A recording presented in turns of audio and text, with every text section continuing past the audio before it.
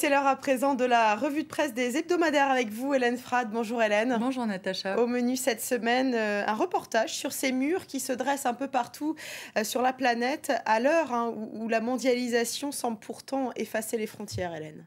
Peur du terrorisme, peur de l'immigration, peur des trafics. Et si c'était surtout la peur de l'autre, question que pose le très beau reportage du Nouvel Obs sur ces murs qui s'érigent effectivement un peu partout autour de nous. 18 000 km, Natacha, de barrières. À l'heure actuelle, c'est l'équivalent de la moitié de la circonférence terrestre.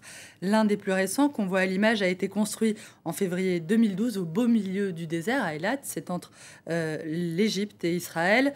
Le mur de Berlin est tombé, on s'en souvient, le 9 novembre 89 et le passé semble nous rattraper. Pourquoi pas un jour des murs pour séparer les noirs des blancs, les blonds et les bruns, les carnivores et les végétariens, les fumeurs et les non-fumeurs, se demande le Nouvel Obs, qui évoque un scénario pas si absurde que ça et qui en veut pour preuve ces villages fermés, les gated communities, comme on les appelle là-bas, qui fleurissent un peu partout aux États-Unis.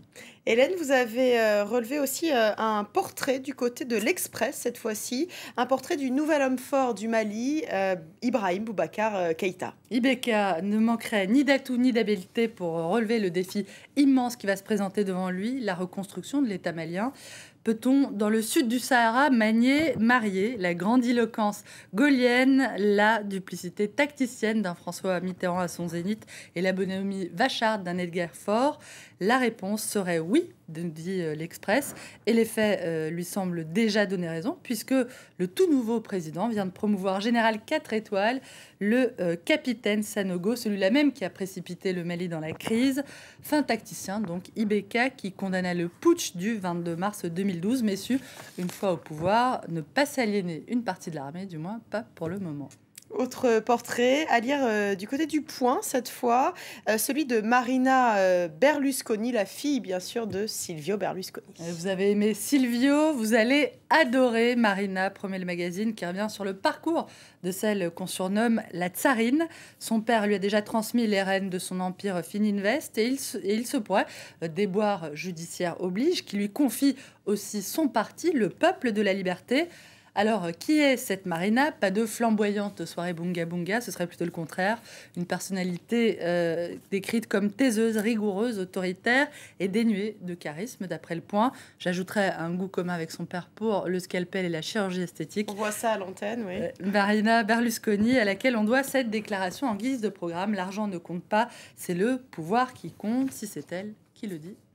Effectivement, les hebdos français qui poursuivent cette semaine dans la veine du bien-être et du bien manger. C'est l'été. C'est l'été, c'est le marronnier. On a eu les semaines passées ces plantes qui soignent et ces aliments qui nous guérissent. Et non, la série n'était pas terminée. À la une du Nouvel Obs, un dossier pour tout savoir sur les plantes, l'acupuncture, l'homéopathie ou encore les compléments alimentaires. Bref, comment faire pour se soigner autrement. Énième numéro donc consacré aux remèdes de grand-mère. Et puis au menu de l'Express, une enquête sur ce qui se passe dans les assiettes hexagonales, du poulet aux antibiotiques, aux fruits qui transmettent l'hépatite A, en passant par le basilic aux pesticides. Le mieux, c'est sans doute de se mettre à la diète. C'est toujours bon pour le bikini. Pas très rigolo, mais... Pour la ligne.